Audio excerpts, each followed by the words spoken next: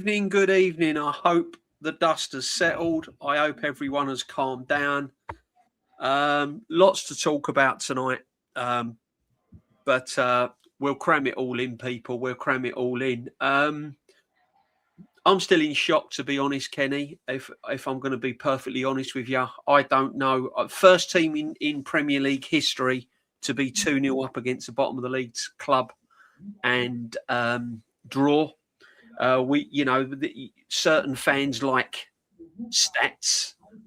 Well, stick that one in your pipe and smoke it, because we're the first team in history to be 2-0 up to a bottom league club and draw.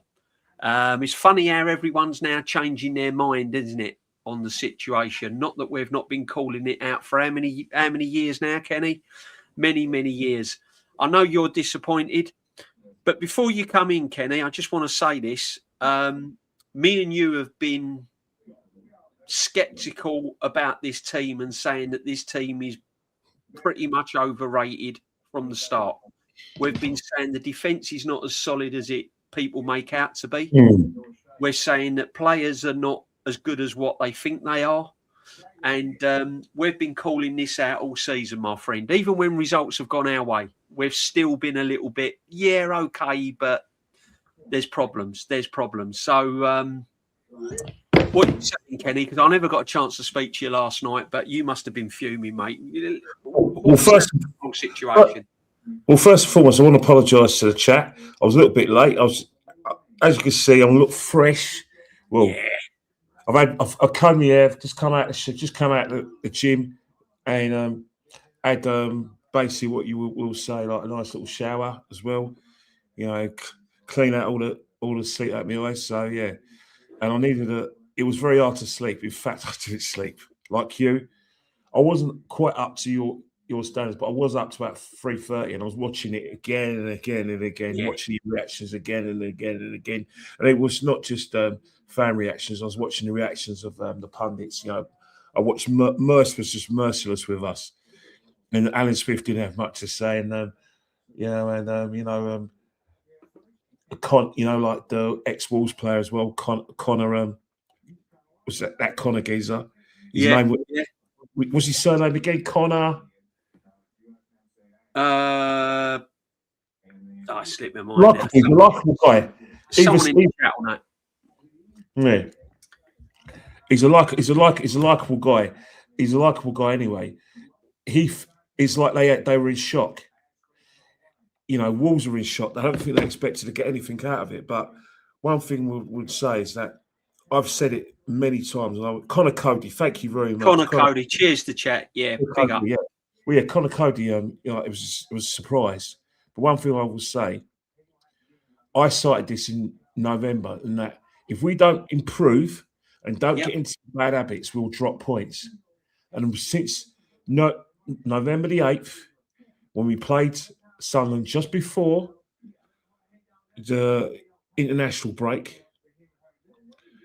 Sunderland gave us major problems. They gave us problems in midfield.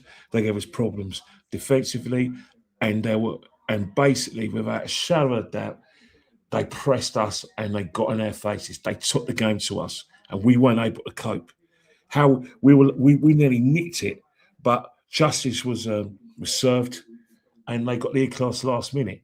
Raya was seen to be fallible because you look at the goal with Brobby. You look at the first goal when we went to sleep for the header from Ballard, ex-Arsenal. And it was just the way when Sunderland went 2-1 down, when we all thought that it was just going to be deja vu. They won't be able to break us down, but they didn't show no fear. No fear. And since then, we've seen Man United goal to goal down. Facts. Come back. Brentford goal to goal down, come back. We've seen Wolves go 2 goals down, come back comfortably. At the Emirates Stadium, when we played Wolves, that was a sign of things to come. We took no heed. We just thought, oh, yeah, blah, blah, blah. It would be the same old. And what happened? Happened again. Not one Arsenal fan was watching that and thought that that was a game of intensity. We were talking amongst ourselves on WhatsApp, of course, that this felt like a testimonial. We all wound up, and fans were still annoyed with the way we were playing. That And then, even though Wolves didn't get their first shot to the 44th minute, we were upset. And then even before we got our second, we weren't particularly pleased. But we thought that if we got the second, that'd be game over. But what did Wolves do? They did exactly what Brentford did a week ago. Relaxed, regrouped, and just had a go. Had nothing to lose. Got their goal. And from when they got their goal, they were the better team. They were the team that kept on attacking us at both flanks, getting bodies forward. Our midfield got basically submerged. Now, let's have a look at Declan Rice. In the last few games, it hasn't escaped my notice that in those drop points, he's been poor. But no one's allowed to say that. No, true, Kenny. No, mate, you're right, mate. He was overrunning and you know me with Declan Rice, I absolutely been singing his praises since the moment he joined the club. Have it not been at the races. Of course he weren't at the races, but he weren't great. Trossard proved to me why I've always called him a dibbly-dobbly. Yeah. Form is temporary, but class is forever. And he is not that. He's not class. Martinelli, I said, don't start this guy that he'll be poor. What happened? He was poor. How long sorry to interrupt you though, Kenny. How long have we been calling out Martinelli at this football club now? Too long. And then what's happened is the Martinelli lovers who still look at the goal last season at Real Madrid, look at the goal 6 years ago at Chelsea, and they still see it. I mean, it actually winds me up when I see him in an Arsenal shirt. It winds me up even worse when people have the nerve to call him a top-class player, and it even winds him up even more when they sing that ridiculous song. They don't deserve it. I mean, you could talk about Timber, overrun, had no protection. What happens when you don't have protection? When you've got people overlapping you fold her. And that's what he failed. He failed it. But and then we talk about Gyökeres. He gets no service. He don't do this. He don't do that. Yeah, it's jarring. He much. He looked and played like Herman Munster. You might as well say. I can't disagree with you, Kenneth. I can't. And then you got our coach. He don't do the basics. And then you got our coach. He was bereft of ideas. By playing Saka in the number 10, that is it. He's got nothing afterwards. If he don't trust Madueke, he wouldn't even dare trust Odegaard because he knows Odegaard is saving himself for the World Cup. So basically, he's got nowhere to go. This is his last throw of the dice. And we're in February. Yeah. We're in February. Come on, man. Come on. This Martinelli protection's got to stop. He's not good enough to play for Arsenal. He never has been. Terrible. He never has been. Yet certain people just look at the goals he scored. Yeah, he scored goals in Europe against teams that are poor, teams that were trying to push up, trying to get back in the game, and he took the game out of us. And what does he do? Goes and celebrates in front of the bench just to say, "Don't leave me out. I'm still a great goal player." No, you're not. No, you're not. You're average, Martinelli. At best. Average. At best. Saka, world-class Saka, scored his goal and did nothing afterwards. It's bad. I mean, how dare people come up to me and start looking at me funny when they say Saka's world-class? The only people who say Saka's world-class is the multitude of our fans. I don't see anyone in any other fan base saying he's world-class. Maybe the loudmouths who go on certain channels that are situated in famed villas who might say he's world-class. Maybe they say he's world-class because they're of the same sort of like religion as him. Maybe they come from the same background as him. But to call him world-class is abysmal. But you know what? Mikel Arteta, Saka's lack of form is down to you. We told you, do not bring this guy back too early, that you're going to harm him and we're going to suffer for it. And what happened? Nothing. And one more point. This is exactly like last season. The performances are like last season since Sunderland. The actual lack of application, the lack of creativity is just like last season. But we're in a good state because we beat Villa in the second half. We beat Sunderland at home. and we beat Leeds, the mighty Leeds. We're going to throw this away, DJ. Yeah, I know, mate. I know. And we've been saying the warning signs have been there, Kenny. You know, when we watched against Leeds, it weren't until the second half we was really picking it up. Aston Villa at home, let's be honest, first half we should have been dead and buried. It was only because he had to bring Onana off that the midfield opened up. Liverpool was pathetic home and away. Man United at the Emirates was pathetic. Man United at Old Trafford was pathetic. You know, there's been too many performances. Kenny, I would say, and I would say, and people ain't going to like this, but we've been getting away with it, haven't we? We've been absolutely winging this, haven't we, really? I mean, if you look at our football, we've spent £1 billion. I was thinking about this last night. We've spent £1 billion and our football's not improved. It's got worse. It's got worse, Kenny. I mean, yeah, we've grinded out results from own goals and set pieces and all of that. But I mean, when you're spending that sort of money and you're bringing in them sort of them players across the line, the Ezes, Gorkarez, Zubamendi's, and all of these men, I'm expecting to see a lot. I was expecting to see something a bit special, and it's been worse than last season, Kenny. Let's be honest. You're on mute, mate. I could tell you why. I could tell you why. Yeah, go on, Kenny. Tell us, man. First and foremost, the only person who disagrees with the various fan bases and our fan bases that we've got the best squad in the league and that the squad is so deep, 2 players for every position, is the manager himself. Yeah. He proves that time and time again with the personnel that he chooses in big games. But he's brainwashed the fans with it, though, Kenny. Yeah, he's brainwashed he brainwashed a lot of fans with it. He hasn't done anything. He hasn't done anything. It's people like Berta and the fans. He doesn't agree with it. He never once says in press conferences that I've heard and from what I can articulate that this and that. What he does is that if he genuinely believes that, why don't we see Norgard in these kind of games? Why? He should have been on yesterday. Why is Wanyeri on loan? Why is Eze seen basically gone from the understudy to 4th choice for a number 10? Facts. Why is there a heavy reliance on a player we bought last season, Marino? And that it's like, oh God, everything's gone to pot because he's injured till the end of the season. And why is Kai Havertz gone from being tactically important to being the saviour at false number 9 to being all of a sudden our saviour as a number 10?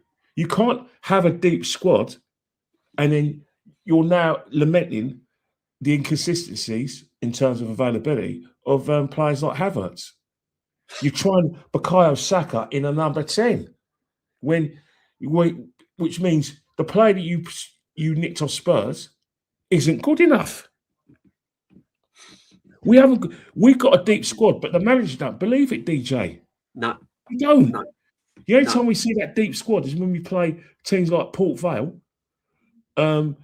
Wigan, yeah, and Portsmouth. Yeah. And before that, maybe Crystal Palace and Brighton. But we don't see this deep squad in the league.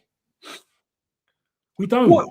It's just a roller coaster of disaster after disaster after disaster, isn't it? I mean, it can't continue, can it? It really can't continue. Kenny, what do you think? I mean, look, I've got my own opinions, but I just don't think tactically his in-game management is very good. And I think it's wanting in very, very big games. And I've always said that. Yeah, but the thing about you know what I mean? 9 out of 10 something, it doesn't have to be that great.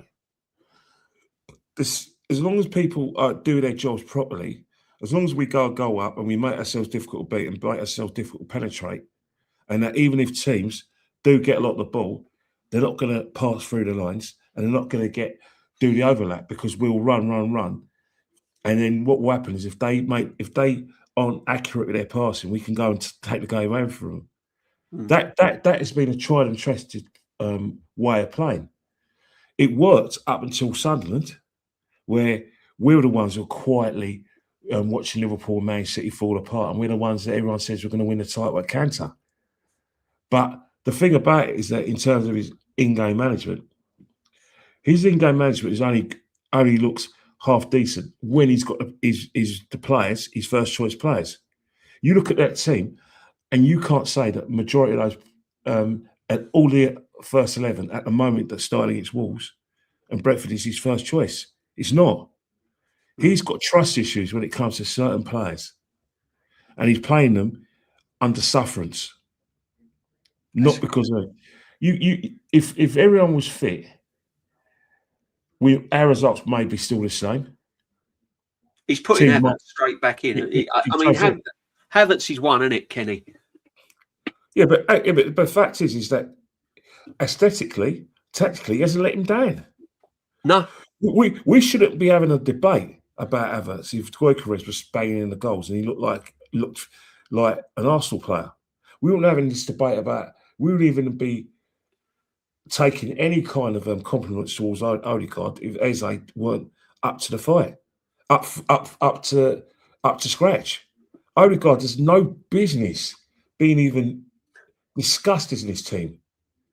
Can you imagine how bad it looks for Eze when the guy is basically saying to Odegaard, you know what, I can't trust you. You're not fit enough. You're not mentally right. You know, you haven't got that aggressiveness in your play. You haven't got that intensity that I need off the ball, and you're not creating chances. And you're coming too deep. If that was Eze, I think, right, I've got a job here. I've got a responsibility here. But he's looking at you and he sees you as a risk as well. How did it come to that? How can someone who scored a hat-trick against Spurs not take that baton? And even when he played well, he was all right. It was a 6 out of 10. It wasn't an 8. He weren't pulling up trees, was he? He weren't doing enough to remove the captain. It was a 6. It was a 6 out of 10. Yeah, at best. Yeah. This is it. This is what we've been finding out, Kenny, isn't it? This is what we've been saying. I mean, people are saying, "Oh, Eze should be playing. Eze should be playing," but has he really done enough? These are the questions you've got to listen. I'm not deflecting this away from the manager. The manager shouldn't be anywhere near his football club this season. Shouldn't be anywhere near it, right? But at the end of the day, there are players here that are just not doing it. There are players here that are just not doing it, and they've had chances. Eze's had chance after chance after chance, and this is where do you think the real problems? Where do you think the real problems lies, Kenny? Because we can look at the players like Eze, Gyökeres, Zubimendi. He only plays when the sun's shining. He don't. Other than that, he disappears defensively. He's woeful. You know, when the going gets tough and it gets a bit physical, he tends to kind of. He's found wanting. He was nowhere again yesterday. It was getting physical. It was wet, snowing, whatever. In the sunshine. You need to ask my mate Julian about that. You need to ask my good friend. Yeah. Julian. Oh, that was ridiculous. The man's crazy. But like, you know. When I see Julian again, me and Julian talk about a lot. We'll talk about this. Me and Julian. But with Zubimendi, I've always questioned him. I've always questioned these defensive qualities. I've not questioned him on the ball when he's got time. I've not questioned that. I've always questioned. You should have yesterday because did you remember was he actually playing? Was he actually playing yesterday? No, he wasn't. He wasn't, Kenny. He wasn't. But on the whole, he's looked. His first season in the Premiership, when he's had time on the ball, he's looked okay. He's not brilliant. I don't put him in as world class and all of that, but I think defensively he's found wanting. Do you think Martin is better and an upgrade on Jorginho? Because I don't think you're getting more creativity. I don't think you're getting any more creativity. I thought Jorginho was left a lot to be desired as an Arsenal player, and I thought he had his best years at Chelsea. I understand why Arteta got him in, because when Jorginho was at his best, there was a game when he played against us just before lockdown at the Emirates where we went a goal up. He actually dictated the way Chelsea played, and he actually changed the tempo of the game. Again, was Jorginho ever trusted enough under this manager though? Like he was experienced. Yeah, but it was experience. Jorginho was there because he could keep the ball, and he could keep the ball, he Yeah. passed the ball sensibly. So Jorginho is the reason. Havertz, the reason why he gets certain players for Chelsea, one thing is they're going to come because they're in London. Jorginho wasn't going to uproot his second family. No. Molly Madueke is a London boy anyway. Plus Saka, he had concerns about Saka's availability and fitness. He wanted the like for like. And then you've got Kai Havertz, who he probably looked at that team. He thought, you know what, if I can get someone who can play various positions, I might be able to go over the line. That was probably his thinking. The fact is that regardless of what's happened, the undercurrent of feeling towards his manager is so great that people think, you know, thanks, but no thanks. Win whatever you can, and then we need a new voice. What I've been hearing, and I won't name names, in the discussions I had, is that there's people are actively saying the team needs to hear a new voice. People are actively saying they regret backing the manager because they think he's changed. I won't betray any confidences because that's not what I do. No. I'm just relaying what's been good sources, and that's fair enough, mate. That's fair one enough. one person says he went as far as saying he's got to go regardless. They're not going to forgive this result. People have had enough. No. So on the back of that, Kenny, on the back of that, if we was to bail out the North London derby on Sunday and Spurs beat us Sunday and we don't come away with 3 points, do you think the writing could be on the wall for this manager regardless? Well, the writing's going to be on the wall anyway because a lot of fans think we believe that Man City are very dangerous, where potentially if they win their game in hand against Crystal Palace, if they beat Newcastle, they put us under pressure going into that North London derby. Yeah. Where if we don't win, they've got a game in hand where if they win their game in hand, they could be level points for us, but they have superior goal difference. But the fact is, I was on Dan's show on Tuesday. I did two shows. I did the Guna Saguna with Chris Hudson, great man, and Russell Hogg, great man. Yeah. And I was on the evening roundabout show with the lads, and I said that people were saying that they wanted Man City to be put under pressure by an excellent performance against Leeds, against Wolves, where we thrash them. And I said, Man City expects. I stupidly said, by the way, that Man City expects Arsenal to win anyway. That they're not going to earmark that game and think, oh right, Arsenal, Wolves are going to, take points of Arsenal. They're earmarked the North London derby, Chelsea at home, Brighton away, and maybe the London derbies that we got towards the end of the season, and maybe a tricky game like Bournemouth. They're going to earmark those games as potential problems for Arsenal, where if we won those games, this will break their morale. But Wolves is unexpected, I said stupidly. But what I didn't realise now is that I forgot how well Wolves played at the Emirates. And that's the thing. Morale's very low at the moment because people have rightly got PSTD. Despite fans saying, oh, you enjoy the moment.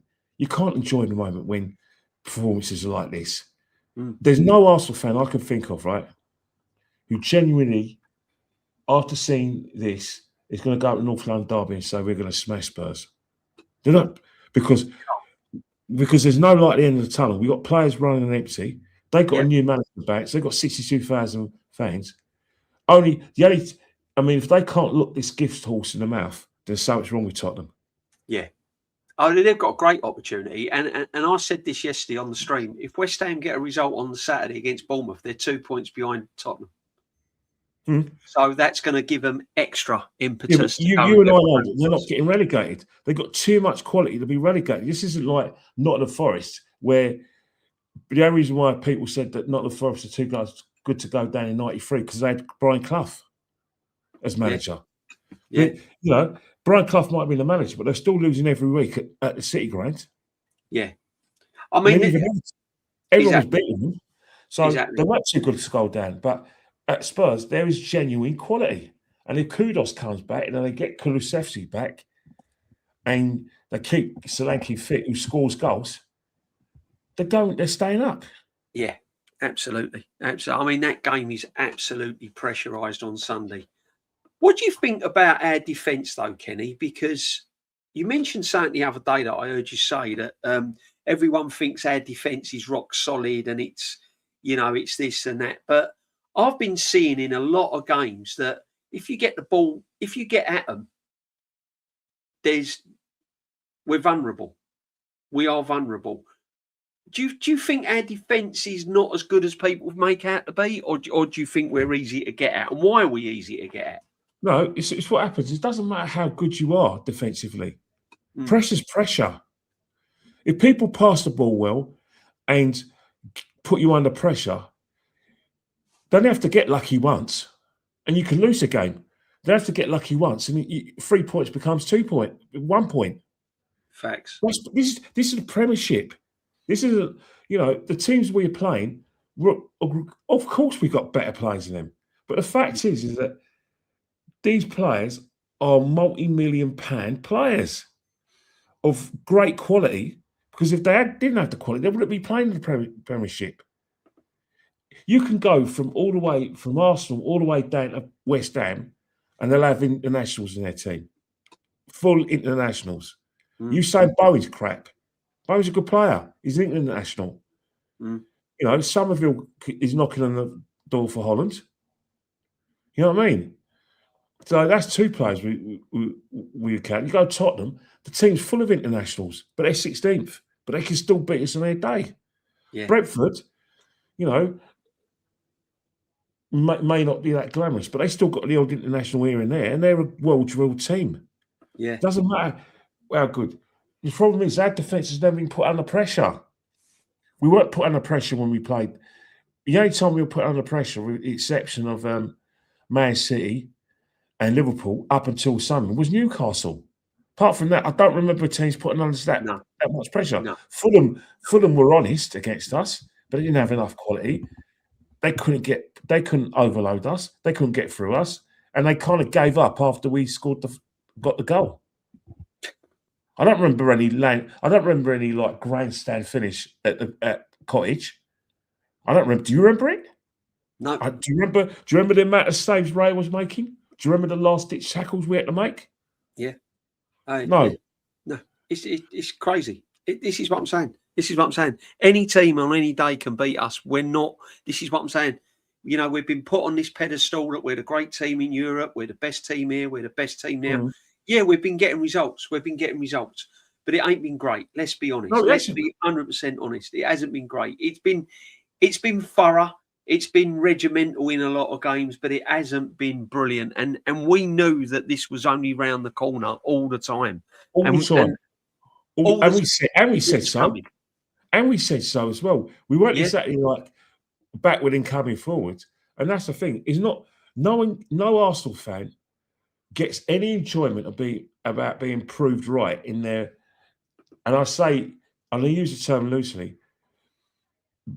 having their fears realised. Because I think using words like being proved right is crass, but showing a bit of humility and saying our fears, unfortunately, have been realised.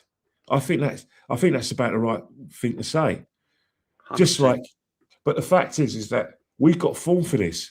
We've got to remember we didn't play well last season, and we were just like, we were calling it out, weren't we? We were calling it. We were calling it out. We were the best of the bad bunch, DJ. We were the best of the bad bunch.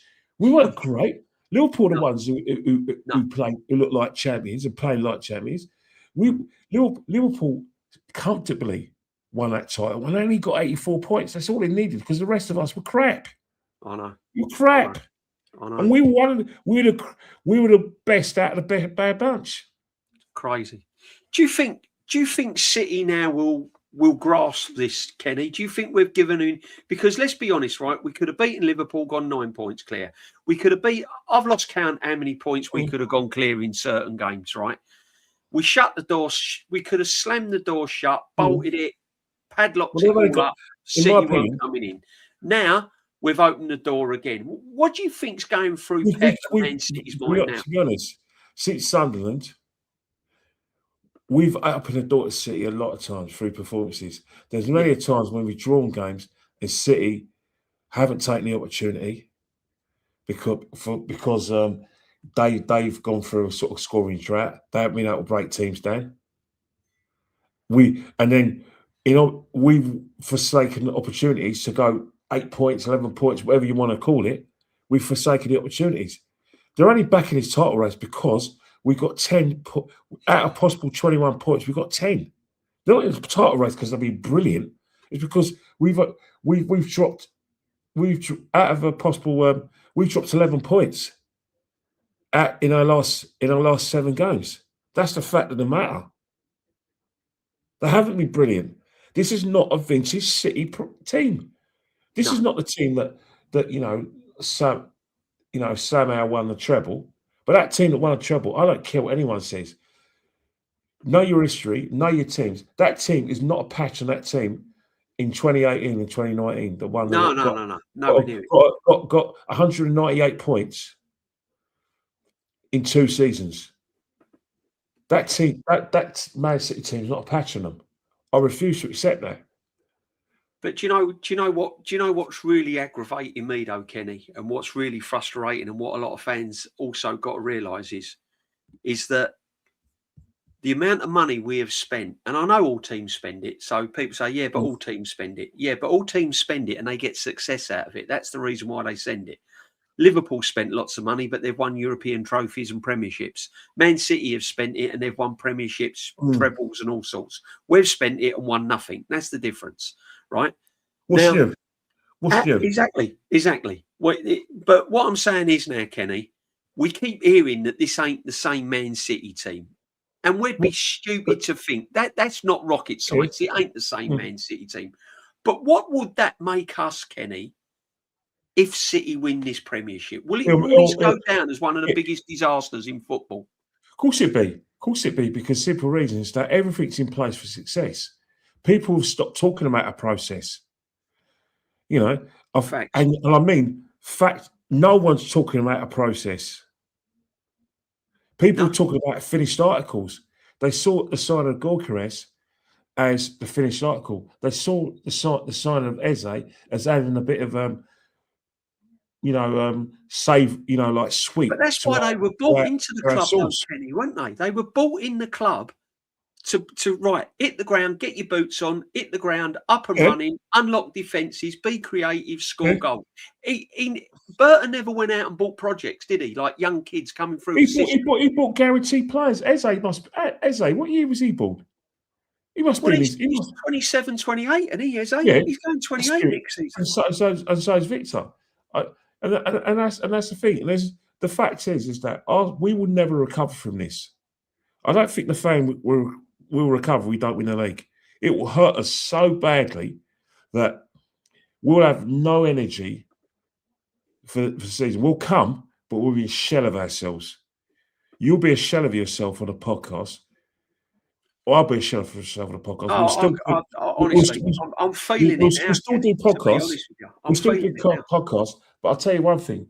It'd be very, very hard to convince the viewers, the people in the chat, or any of your fellow Arsenal fans that we can win the league.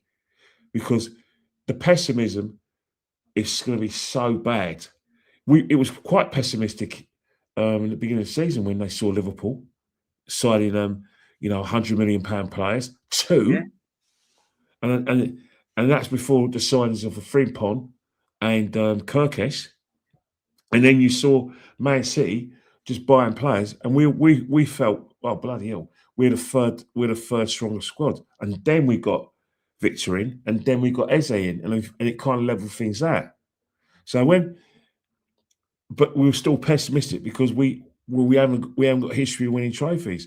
This season, come the summer, people have already given Man City the league anyway, because they generally believe with Semenyo scoring goals at will and basically like doing what Doku does, having an end product, and then Gahey playing alongside Ruben Diaz coming back, Rodri's probably going to be suspended because he made a prat of himself against Tottenham, an absolute prat of himself. He should have read the room and realised that we're going to drop points, and he's not been such a fool to himself. Yeah. He's going to miss a few games now. He can miss knowing the Premier League and the FA coming together. He can miss 2 or 3 or 4 games. Yeah, because they're that vindictive. Because they want to vindictive anyway. So he's ruined things for them. Not that he's been playing great anyway, so he won't be a loss anyway. They got covered, haven't they? I mean, Kenny, what I'm saying is as well, though, and Shane's touched on this many, many times, and a lot of us have. Big up Shane, but Man City look fresh. They've got players that have been rotated throughout the season, and he's rested players at the right time. They've got players coming back from injury. I'm looking at our players now, Kenny, and I've been saying this for a long time. I don't see our players can go up another level. I think they're at full pelt now. Yeah, they're running on empty. This is the reason why I don't think we'll win the league, because I just don't think we've got it in us. Yeah, but it's understandable, though. It's understandable. The reason why I say let's just do something. Let me just do it. It's going to be really quick. Kenny's dropped his wallet, chat. Sorry, people. Hang on. Wallet, bloody hell. I'll tell you what, for the best thing, I've got some maintenance work this weekend come round to the property. So I better have me wallet or that. Yeah, exactly. Otherwise it'd be yeah. But as I said before, you talk about Man City, and they're the next cab of the rank, and because of the options they got, they're going to be difficult. But the thing with Arsenal is that, let's face it, a lot of our players just look jaded. I said it last season, all of last season, right? Without any prejudice, that we will struggle to adapt to this new Champions League format. We struggled last season. Yeah, Good point, again. Mate. Good point. We're struggling again. And the thing about it is that Mick Arteta is in such a state of sort of desperation. He's under so much pressure. He has to win things. So he's having to play, his best players, not all together, but he's able to play good teams in competitions that we will take for granted, because there's no messing around. He must be going up to he must be looking at the FA and thinking, thank God for Portsmouth. Mate, can you imagine if the FA Cup would have been cruel to us? Wow. Yeah, but he needs a trophy, big time. Oh yeah. He needs a trophy, because even if we there's criticism coming his way, he has to win something. But he ain't that naive to know that the FA Cup and the Carabao Cup is going to be enough to say. He don't care. He don't care. The reason why he don't care, he's seen managers. If you look at the roll call of the winners for the FA Cup, 9 out of 10 times, it's the top 6. Right. 9 out of 10 times, when you look at the roll call for the League Cup, it's the top 6. So what you're saying then, Kenny, if he wins the Carabao Cup and the FA Cup and he loses his job, he ain't going to be too worried, because to him, he's been successful at Arsenal. Well, you got to look at Arteta, and you got to look at Arteta in his own mind. He might be looking at thinking, "Oh well, I haven't won the big prize, but I've still won trophies, and I've still got Arsenal." Let me tell you something now. That's the way he thinks, isn't it? The FA Cup and the League Cup, giving the fans a day out, and a successful day out at Wembley, has managed to lift the mood and give managers an 11th hour. We've seen it. We've seen it. Yeah. We've seen it. True. Seen it over the years, mate. Managers who haven't won anything win the FA. Come on, look at Klopp in 2022. Oh yeah, he didn't win the league. He got the Champions League. He got the Champions League final. He lost the league by 2 points. Got the Champions League final, but he won 2 finals against Chelsea on penalties. Yeah.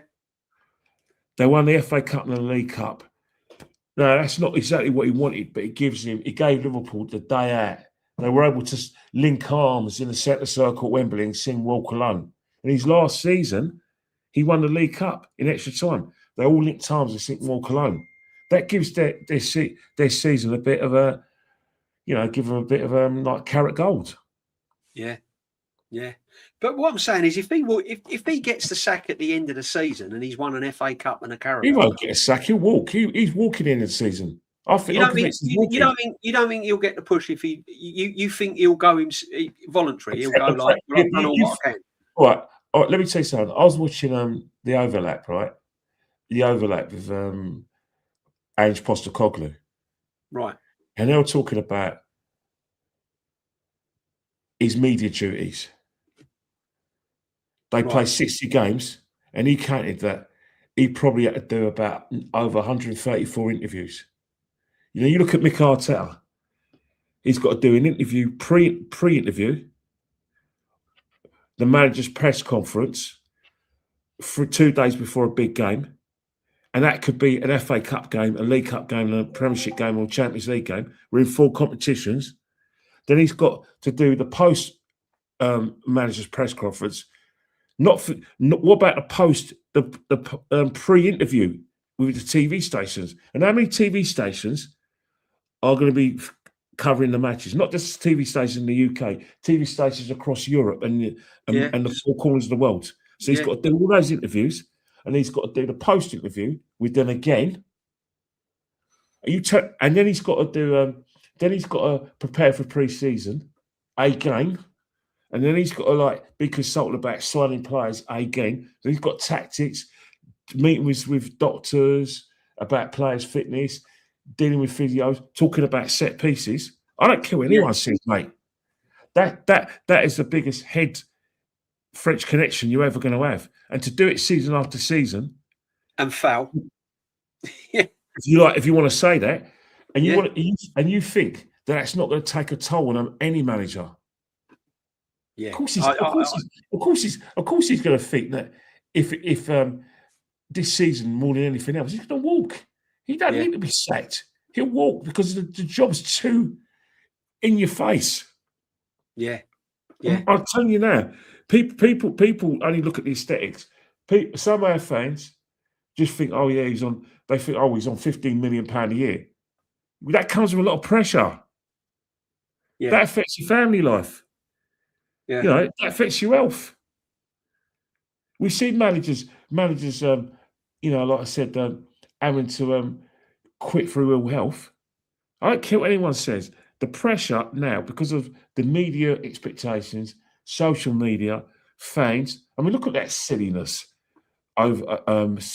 when some grown man was begging for an autograph. A grown man, when he's got his wife kissing. Look at that silliness. Yeah, I mean, if you don't like Arteta, you're going to say he's arrogant. But if you think about it logically, what's a bloody grown man doing that for? not taking his cues and doing a Frank Boff. Really? Exactly, man. It's crazy, isn't it?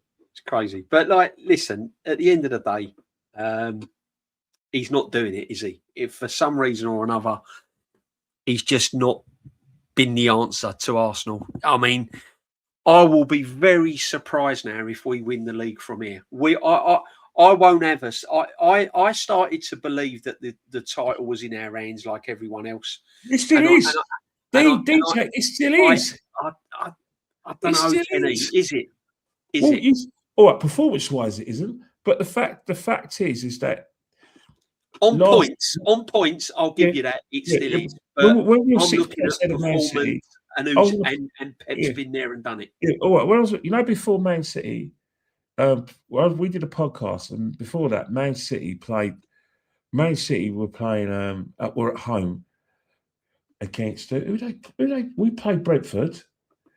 And Man City won their game. Convincingly, 3-0. Yes, they backed within the first 20 minutes. And we were playing Brentford. The day before that, we were 7 points ahead of Aston Villa. Yeah. And then we were 6 points ahead of Man City. And I said on Dan's show and on Jed's show, this is going down the wire. Because I said the same thing. What I say on Dan's show, I say the same things. You did say it was going to go down to the wire. I've got to be honest. People said, how can it go down to the wire? The reason why it go down the wire is because the pressure under both clubs, mainly Arsenal, is going to be excruciating.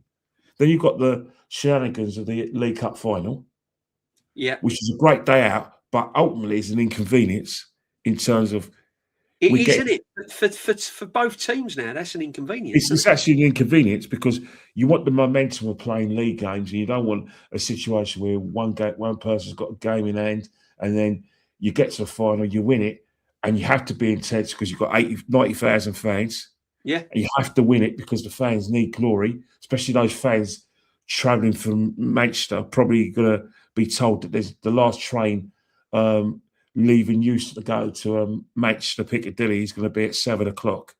But the game for 6:15, those poor sods. So both teams will be intense. And then you've got our fans who come from all corners of the UK. So it's one of those things where there is going to be an effect on that heavy pitch at Wembley.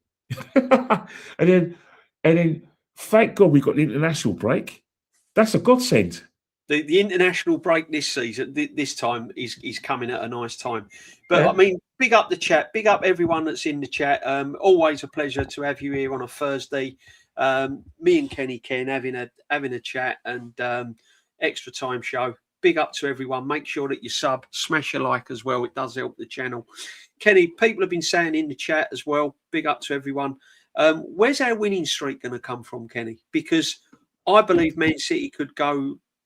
I think they'll beat Newcastle personally. I think they'll beat Leeds, which is their next two games. We got some very difficult games. We've got the North London derby, then we've got Chelsea, and then we're away to Brighton. Well, Chelsea were pathetic last season, where all the Arsenal and Chelsea fans that attend the Emirates Stadium must have wished that they saved themselves and watched the League Cup final. Oh, that was pathetic. Yeah, it was such a rubbish game. Awful. It was so poor. Yeah, everything about the game was just rubbish. I can't see Chelsea coming to the Emirates on this occasion with this new manager. I can't. Yeah, I can see a different Chelsea turning up though, Kenny. That's what worries me. The way we played was absolute rubbish. It was rubbish and boring. It was so, and even the goal was laughable. I mean, the way it went in, and afterwards, both teams seemed to have an agreement and say, you know what, let's save our legs. Let's save our legs. We save our legs for the Champions League campaign. It never was going to happen, and we're never going to win. And so Chelsea were going to save their legs for the Conference League. That's what it looked like, an agreement between both teams. But this time, obviously, we still can't understand these team selections for the League Cup semi-finals against us. But this time, he's angry about us being in a half. All right. Well, look at the Premier League table. Chelsea have got something. This is what I'm saying. All the teams we're playing, they've all got something to play for. Yeah, but Chelsea could be like in 10th place. With the amount of players they've got, the top players they've got, they're going to have a go at now. Come on, any team that watched Arsenal yesterday and watched us against Brentford, especially Premiership teams who have a bit about them, they're not going to be scared of us. No. You know what I mean? Come on. We look good against Wigan, where we thought, oh yeah, let's try certain players in certain positions. They look really good. Yeah, it was against Wigan. Facts. This is what I'm saying. Wigan was a training session. I'm sorry. I won't. We treated Wolves like a training session. We treated Wolves like a training session, didn't we? Yeah, we did. We showed Wolves a little bit of disrespect. And big up to Wolves, by the way. Second half performance. I mean, it's true what their manager said, that they weren't really out of it at the Emirates, to be honest. But if you look at these games now, look, Chelsea, Man United, Liverpool, they're all chasing that Champions League spot. So this is going to be a tough game against Chelsea. Aston Villa. What, Brighton? Now, Brighton, we've got Brighton away, and they're sniffing around. They're not, all right, listen, I don't think they'll get dragged into the relegation. But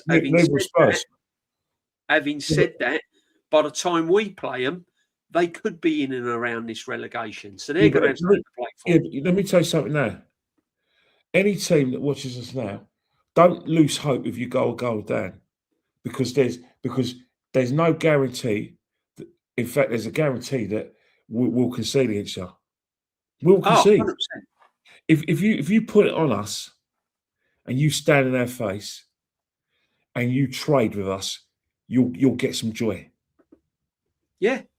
Yeah, if they stand up and they're not intimidated and they want to get the ball down, they want to play football, they want to up the tempo. We're on the back foot. But I'm looking at players like Gabriel, Kenny. Now Gabriel's been a bit cool, calm, and collected, really, isn't he, in games? But now he's starting to lose it a little bit, and he's starting to have a few little bozo moments. Saliba's not helping him. Saliba isn't been right since Liverpool away. Yeah. His ankle's not right. No. And he's got a World Cup to think about as well. Let's not forget Gabriel Magalhaes got injured when Brazil played in a friendly against Senegal. Yeah. So the thing about it is that I'm not here to put anyone down, right? But the fact is that we've got quite too many players coming back from injury and trying to find their feet and find their fitness in a competitive, high-intensity Premiership season. As sustainability goes, it's not very sustainable, is it? No, 100%. 100%. Our players look on their feet. Declan Rice now is really starting to labour. And he's not playing well because he's knackered. No, exactly. He's on his feet. He's mentally gone. Zubimendi, I think the playing in the Premiership in his first season, he's starting to catch up on him now. You know what is GJB as well? Don't underestimate the intensity that is expected for our players, and don't underestimate Declan Rice as well. Physically, mentally, it's clearly having a toll in him. It's got to be because he's starting fights in empty houses. He started a fight in an empty house when we were 2-0 up, when we were 1-0 up in the first leg against Chelsea. Facts. He started another fight in an empty house against Nottingham Forest, where he's been advised to put his hand over his mouth. So mentally, he's got the hump. You can't be mentally fit for football and mentally fine if you're having meltdowns after we drop points. It's getting to Declan. Yeah, it's getting to them all. I mean, that at the end of the game, Jesus. I mean, I don't know if the FA's looking into that, but that was disgusting. Well, the thing about it is, if they use their common sense, they will know that guy put a bit of mayonnaise on a salad. He put mayo on a salad, didn't he? So you reckon he deserved it then, Kenny? Or do you think put mayo on a salad? He got pushed. Come on. There's no way I'm going down on the floor if Jesus is pushing me. Man, you got to love Uncle Kenny. He put some mayo on the salad, mate. It's like Trossard put some mayo on the salad, and it costs us more time and injury time. They equalised. Yeah. So there's nothing in that, but we have got players starting to feel the pressure. You can tell their body language as well, can't you? But let's address the elephant in the room, because I know you like your Thursday. You like your Thursday nights, Kenny. We've got to address it, haven't we? Because one thing I will say about you, Kenny, you've said it from day dot, and you're like me. I say things as I see it. We've been around for a long while for this football club. We've seen a lot of games between us, a lot of games. And we say it as it is. It's nothing personal. It's just our opinion, but we're saying it as it is. You said it from day one about Victor Gyökeres, right? Yes. Now, I'm gonna give it to you straight. He don't convince you at all, does he? No. And it's not his fault. It's not personal. He never convinced me. And it's not because of his footballing ability. I wasn't aware of his football ability too tough until he got here. Right. But I'm telling you now, I was never convinced that Mikel Arteta wanted to play. It's not because the player's bad. It's just that he doesn't fit the system and he doesn't meet the prototype that the manager was looking for. Šeško meets his prototype. Whether you think he's playing poorly at Man United and not doing well and everything, it doesn't matter. What he would look like in an Arsenal shirt is like Arsenal fans are saying Semenyo would have cooked at Arsenal. No, he wouldn't. Not with this manager, because this manager is a very stringent system-based manager where he wouldn't have the, like I said, the freedom to play his football. Who knows? Next beginning August, Semenyo may not be as successful.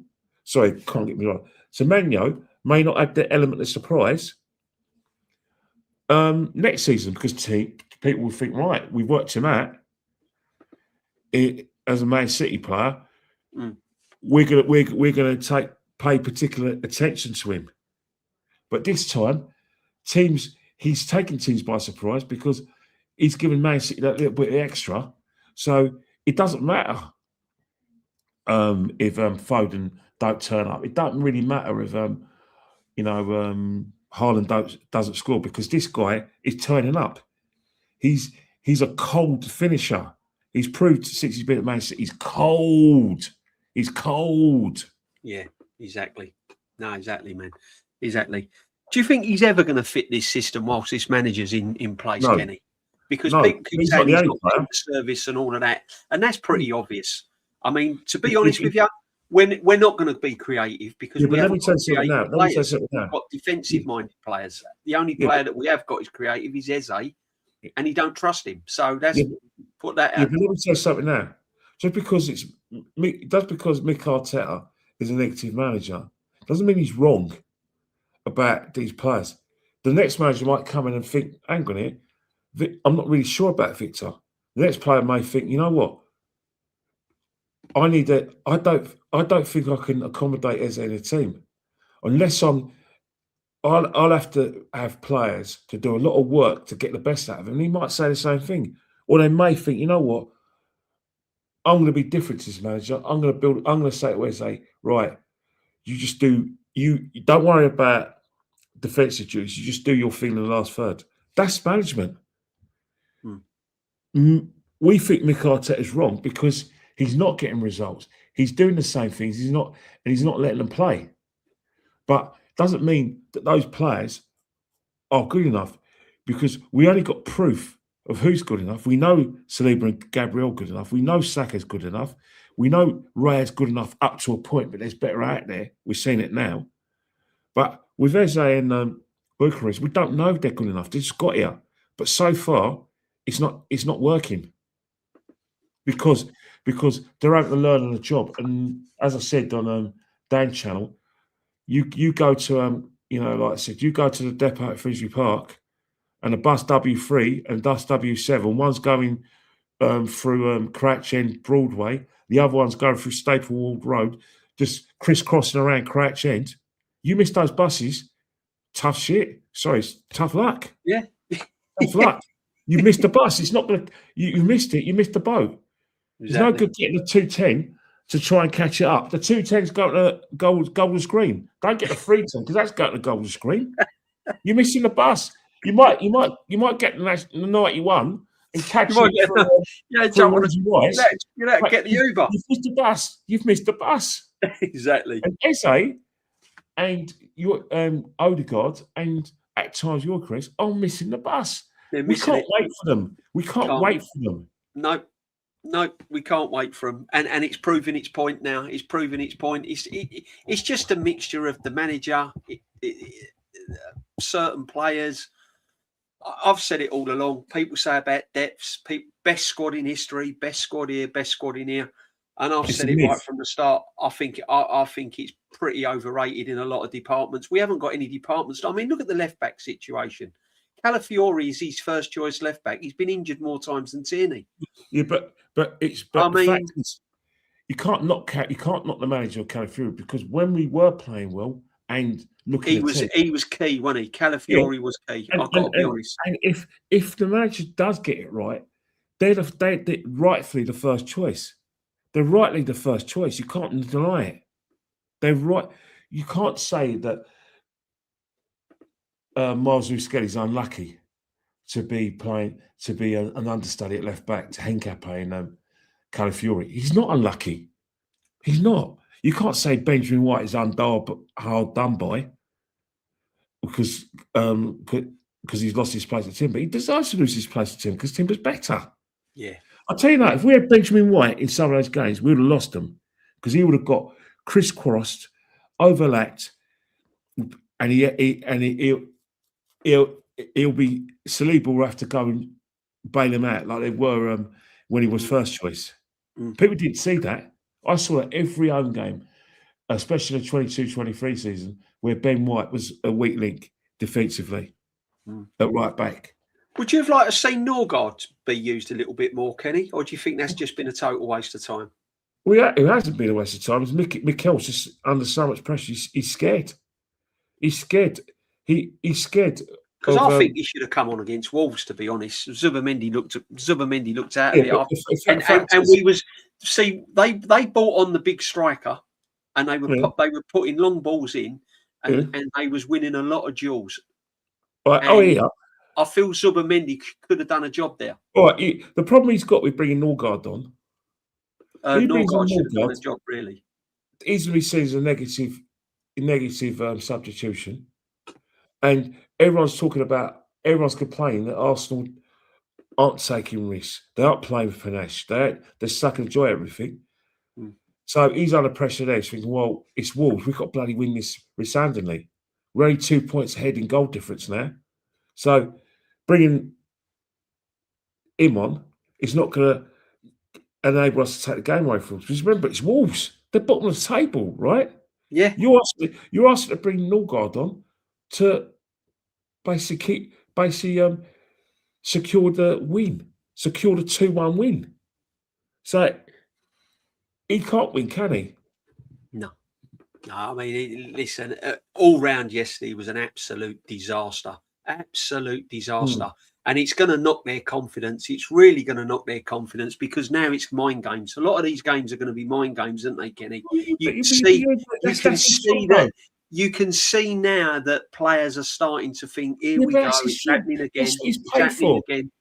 That's what he's paid for. He's paid to shut the noise down. Saka is given the armband to basically be his manager in the field. The same way God.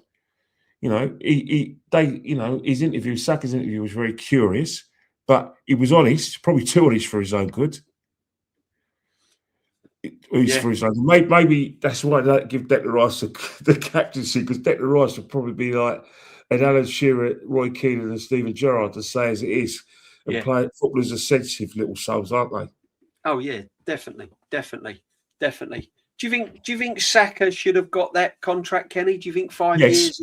Yes. You think he deserved it? Because it's not about his football. It's not about his playing ability. It's about his values to the club, and it's about his image rights. The club. If you were playing GJ, let's be honest, and the club your face was all over scarves, shirts, merchandise. Oh, he's worldwide, isn't he? Every Arsenal fan. They're making like 50. They're making about millions and millions of pounds on your name. You want your share, won't you? You want your share, won't you? Yeah. No, listen. It's 300 grand a week. I don't begrudge him. He's carried this football club for years. But this 300 grand a week is his image rights as well as his value to the club and his playing ability, and his potential transfer fees.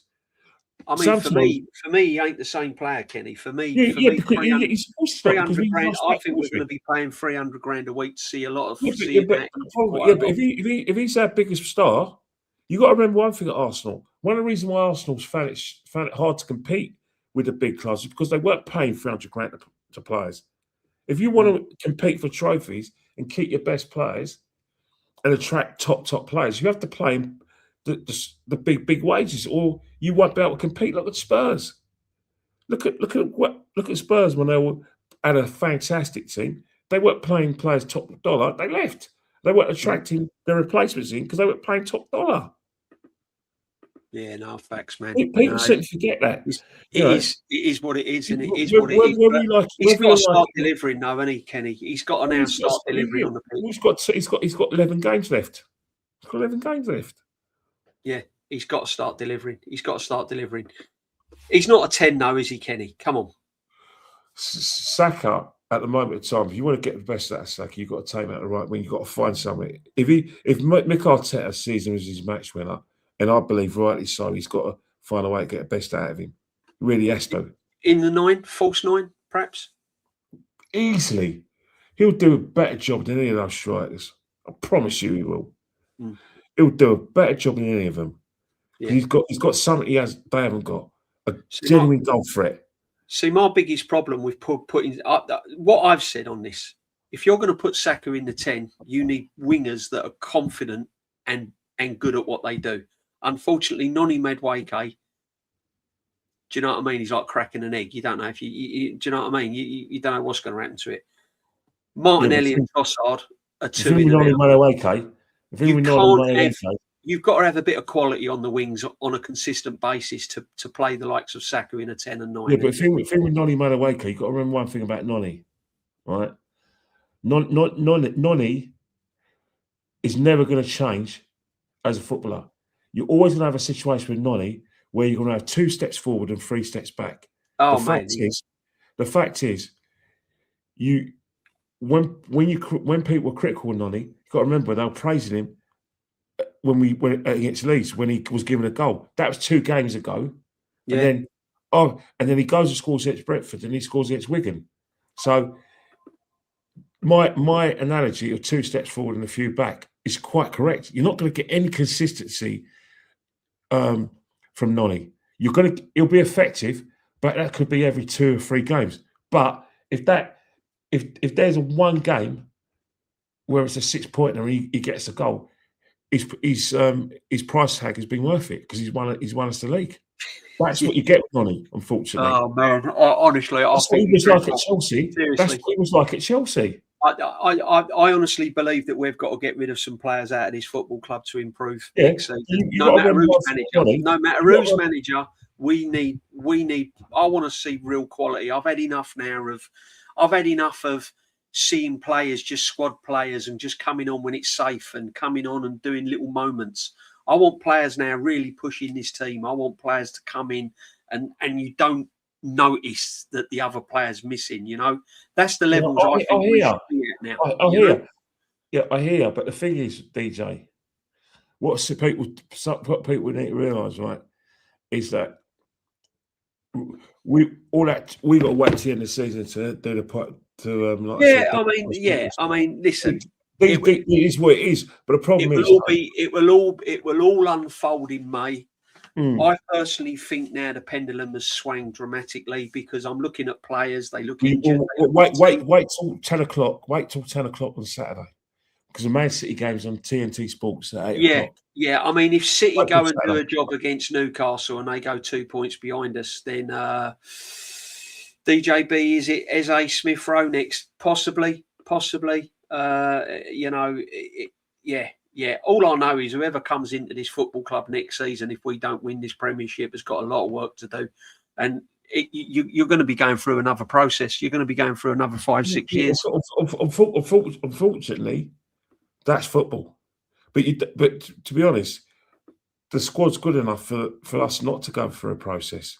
Yeah, the squad's good enough for the manager to use what we got with some really good football. If we keep them though, Kenny, because the likes of Sleep and all that, Rice, they're going to get their heads turned, don't they? If we don't win premierships. Yeah, of course they will, because at the end of the day, if you're sitting alongside Phil Foden, he's won a Champions League. If you're sitting alongside if you're in France, you're sitting alongside Mbappe. He's won things. He's won what. If you were sitting alongside Dembele at France, he's won the Champions League. You know, it's one of the things where you could sit alongside any of the England players. They would have won something massive. Yeah.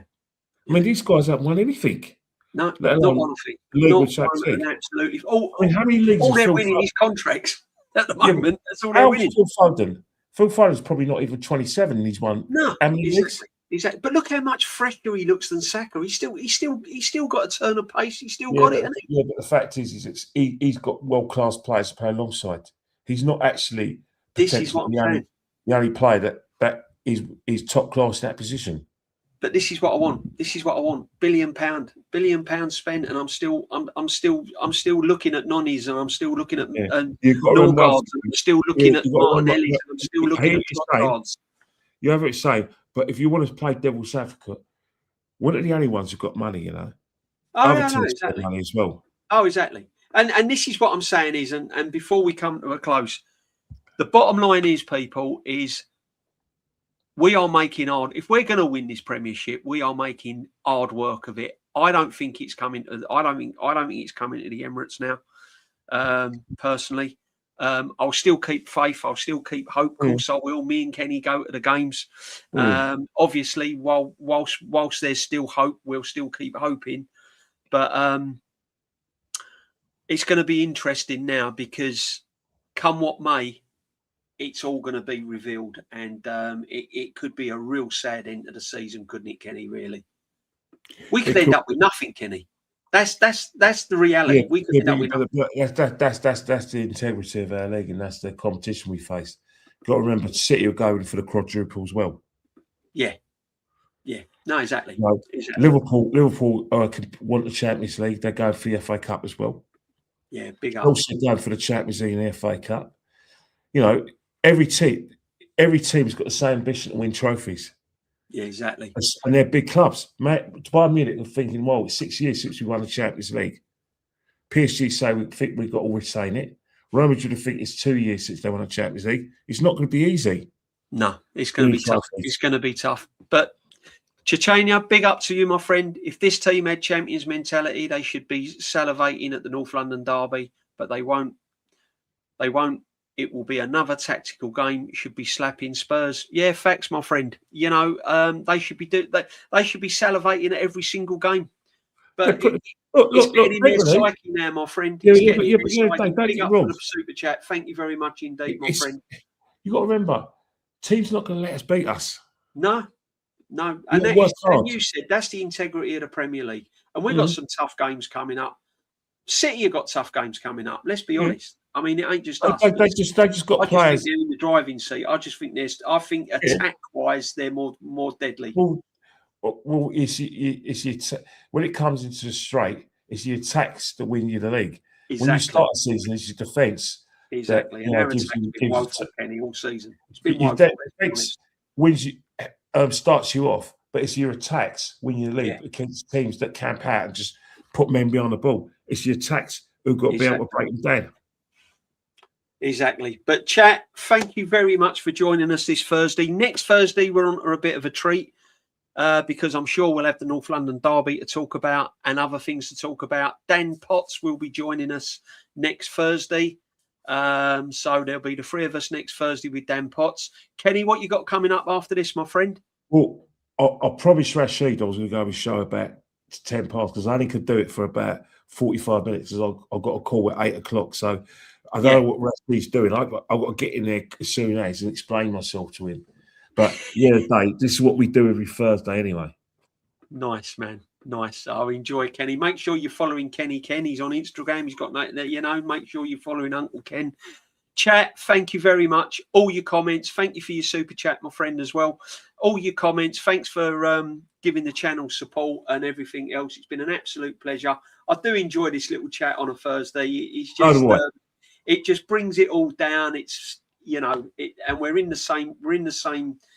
We're in the same batting crease, Kenny. Let's put it this way. Let's get cricket. We're in the same crease. And I'll thank you very much, Kenny. But big up to all the chat. Enjoy your Thursday. I'll be back on the Sunday sit back, digesting all the North London derby and going. Oh, please, man. Let's get the score prediction for Sunday, Kenny, before you go. It'll be a 1-1. 1-1. Yeah, I can see it being 1-1, my friend. I can see it being 1-1 as well. And on that note, I hope we get the victory, but I can't see it, Kenny. I don't go into any games confident now, unfortunately. Anyway, guys, take care. Big up to everyone. Bless. Take care. Enjoy it. And I'll see you on the sit back on Sunday. Bless.